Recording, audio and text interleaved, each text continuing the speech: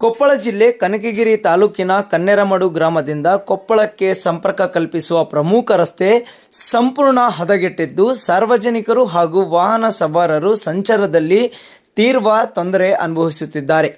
Wind power ಕಂಪನಿಯ ಭಾರೀ ಗಾತ್ರದ ಲಾರಿಗಳು ಬಲವಾದ ವಸ್ತುಗಳನ್ನು ಸಾಗಿಸಲು ಗ್ರಾಮದ ಒಳಗಿನ ರಸ್ತೆಯನ್ನು ನಿರಂತರವಾಗಿ ಬಳಸುತ್ತಿರುವುದರಿಂದ ರಸ್ತೆ ಕುಸಿದು ಹಾಳಾಗಿದೆ.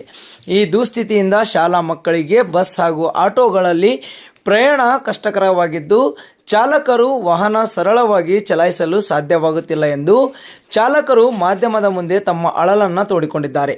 ಕೂಡಲೇ ಸಂಬಂಧಪಟ್ಟ ಇಲಾಖೆಯ ಅಧಿಕಾರಿಗಳು ಗಮನ ಹರಿಸಿ ಭಾರೀ ಗಾತ್ರದ ವಾಹನಗಳ ಸಂಚಾರಕ್ಕೆ ನಿಯಂತ್ರಣ ಹೇರುವಂತೆ ಹಾಗೂ ಕಂಪನಿಯ ವಿರುದ್ಧ ಕಾನೂನು ಕ್ರಮ ಕೈಗೊಳ್ಳುವಂತೆ ಒತ್ತಾಯಿಸಿದ್ದಾರೆ.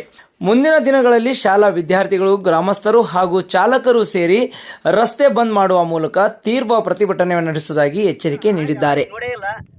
ಈಗ ಒಂದು ವಾರ ಆದ್ರೂ ಅವ್ರ ಬಸ್ಗಳು ಇಲ್ಲ, ಶಾಲೆ ಮಕ್ಕಳಿಗೆ ಬಹಳ ಸಮಸ್ಯೆ ಆಗೈತಿ. ಅಲ್ಲಿ ನೋಡ್ರಿ, ಆ ಗುಂಡಿ ನೋಡ್ರಿ, ಅಲ್ಲಿ ನೋಡ್ರಿ, ಇಂತಿಂತ ಗುಂಡಿ ಕೆಡವಿ ಇಂತ ದೊಡ್ಡ ಲಾರಿ ತಗೊಂಬಂದು ಈ ಗುಂಡಿ ಕೆಡವಿ ಶಾಲೆ ಮಕ್ಕಳಿಗೆ ಬಹಳ ಸಮಸ್ಯೆ ಆಗೈತಿ. ಅವ್ರಿಗೆ ಲಾಭ ಆಗೋದು, ಶಾಲೆ ಮಕ್ಕಳಿಗೆ ಬಹಳ ತೊಂದರೆ ಆಗೈತಿ. ಗ್ರಾಮ ಪಂಚಾಯತಿ ಪಿಡಿಒಗಳಿಗೆ ಹೇಳಿವಿ.